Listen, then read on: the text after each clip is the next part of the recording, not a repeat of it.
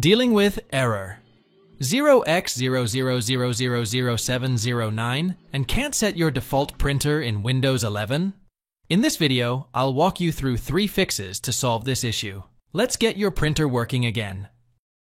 Right-click on Start button on taskbar and select Run. Type Regedit in Run window and click on OK. Click on Yes when asked for confirmation. Now, on the left side of the registry window, follow the following path. hkey_current_user, software, Microsoft, Windows NT, current version. Windows right-click on the Windows folder and select Permissions. Select the administrator's account under Group or Usernames, and then make sure that the full control is marked at Allow. Click OK after that. Click on Add Click Everyone and click OK. Select Everyone and then select Full Control and select Read Permission. Click Apply Restart your computer after completing the last step.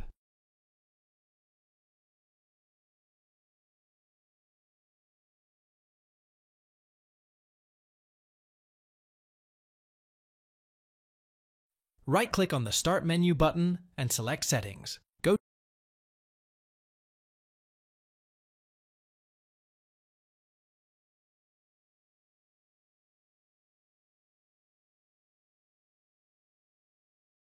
to Devices.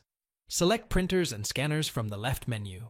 Here, disable Let Windows manage my default printer by unmarking the box beside it. Restart your computer.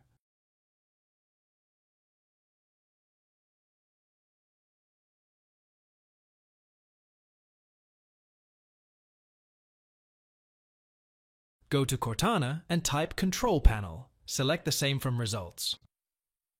Select Hardware and Sound. Go to Devices and Printers. Right-click on your printer and select Set as Default Printer. Restart your computer. Thanks for watching. If it helps, make sure to hit like and subscribe.